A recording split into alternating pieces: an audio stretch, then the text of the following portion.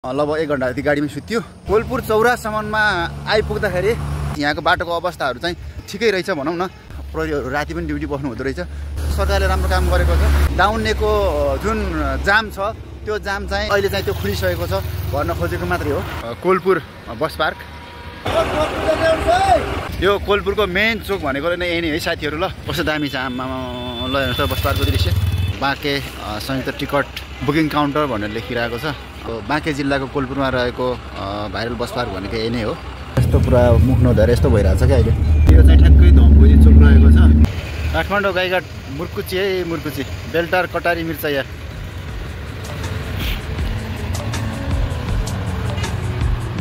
साथीहरू यो चाहिँ काठमाडौँ बस पार्कको दृश्य रहेको छ। अहिले यहाँ चाहिँ 4:30 बजिसकेको छ। अब रात्रिकालीन बसहरू चाहिँ यहाँबाट जानको लागि चाहिँ एकदम तयार भएर बसिरहेको छ। लामबद्ध रूपमा चाहिँ आफ्नो आफ्नो क्युमा बसिरहेको छ। यात्रुहरूको चहलपहल निकै नै बढिरहेको छ। अब हेरौँ आजको यात्रा कस्तो हुन्छ। मेरो गाडी चाहिँ आउनलाई बाँकी नै छ। म आइसकेपछि त्यो पनि तपाईँहरूलाई देखाउने नै छु। हेर्दै गरौँ है त। म बढ्दै यो 8356 नम्बरको गाडी मेरो गाडी रहेको छ। अब म यहाँभित्र छिर्छु है सर। अब यो गाडी चाहिँ हामी बर्दियासम्म पुग्छौँ। कस्तो छ यो गाडीको अवस्था हेरिहालौँ। हाइट आमामा पुरै खाली छ त गाडी चाहिँ।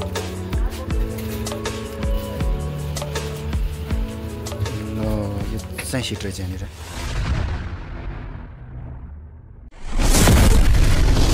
हेलो एन्ड नमस्ते साथीहरू। सबैजनालाई good morning good morning good morning. म अहिले ठ्याक्कै यो रोड होइन, यो रोड यताबाट चाहिँ यो पूर्व जाने रोड हो। यो अब म चाहिँ यता पश्चिम जाने रोडतिर लागिरहेको छु। ठ्याक्कै अहिले आउन चाहिँ लगभग 5 बज्ने बेलामा आइपुगेको थिएँ म यहाँ चाहिँ। लगभग 1 घण्टा जति गाडीमा सुत्यो। म अहिले ठ्याक्कै भन्नुपर्दा कहाँ आइपुगेँ भन्दाखेरि कोलपुर चौरा भन्ने ठाउँमा आइपुगेको छु। कोलपुर चौरासम्ममा आइपुग्दाखेरि नारायणघाटदेखि नाइट बस चढेर आउँदा अहिले हिजो साँझ म ठ्याक्कै 5 बजे नारायणघाटबाट गाडी चढेको। अनि अहिले चाहिँ ठ्याक्कै यहाँ 5 बजे कोलपुरसम्म आइपुग्यो भनेपछि यहाँको बाटोको अवस्थाहरू चाहिँ ठिकै रहेछ भनौँ न। त्यहाँ ठुल्ठुलो होलिजन लाइटहरू बालेर प्रहरीहरू राति पनि ड्युटी बस्नु हुँदो रहेछ। त्यहाँबाट चाहिँ गाडीहरू चाहिँ पास गर्दो रहेछ भनौँ न। त्यहाँबाट त्यसरी चाहिँ पास गर्दो रहेछ। सरकारले राम्रो काम गरेको छ। म अहिले तपाईँहरूलाई के जानकारी गराउन खोजेको भन्दाखेरि दाउन्नेको जुन जाम छ त्यो जाम चाहिँ प्राकृतिक हिसाबले पहिरो गएर पानी परेर पहिरो गएर त्यो जाम भएको हो। अहिले चाहिँ त्यो खुलिसकेको छ भन्न खोजेको मात्रै हो। म अब तपाईँहरूले अगाडिको दृश्यहरू के कस्तो हुन्छ त्यो देखाउँछु है त साथीहरू। अगाडि तपाईँ हेर्दै जाउँ है त। ल साथीहरू यो अहिले तपाईँहरूले यो देख्नुभएको भनेको कोलपुर बस पार्क जुन पूर्व मेचीदेखि पश्चिम महाकालीसम्मको यात्रा गर्न सकिन्छ यहाँ। अब यो अगाडितर्फ भनेको यो चाहिँ चौरा भइहाल्यो। चौरालाई नजिकबाट तपाईँलाई देखाउने छु।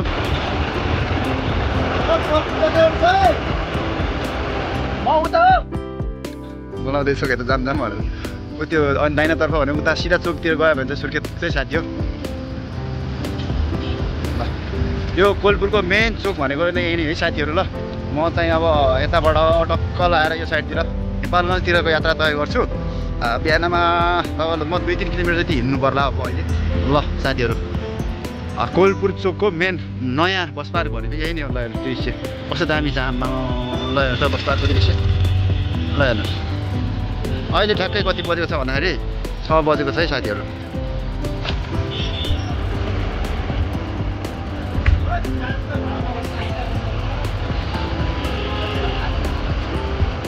साथीहरू यो साइडमा चाहिँ टिकट काउन्टरहरू रहेको छ। बागेश्वर यातायात व्यवसाय प्रणाली भनेर पनि लेखिरहेको छ। यहाँ चाहिँ बाँके संयुक्त टिकट बुकिङ काउन्टर भनेर लेखिरहेको छ। हेरिहालौँ यहाँको यो बस पार्क यो बाँके जिल्लाको कोलपुरमा रहेको भाइरल बस पार्क भनेको यही नै हो। अहिले म आएको बस चाहिँ यही हो साथीहरू। यो golden Google AC and air suspension भनेर लेखेको गाडी हो म आएको चाहिँ। अहिले यहाँ तपाईँहरूको यो कोलपुर बस पार्कमा यो भाइरल बस पार्कमा आइपुगेको छु। रातिको दृश्य अब नाइट गाडीमा आएको यस्तो पुरा मुख नधरेर यस्तो भइरहेछ क्या अहिले। सुदूरपश्चिम कर्णाली भेटघाट कटेज भनेर लेखिएको छ साथीहरू यहाँनिर बसपार्कभन्दा बाहिरपट्टिको दृश्यहरू देखाइरहेको छु साथीहरू अहिले मैले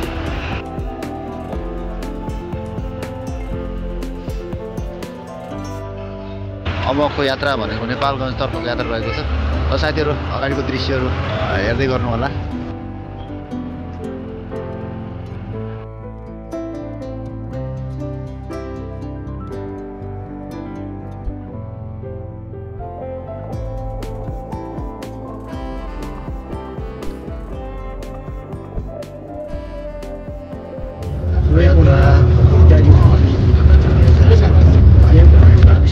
यात्रा गरेको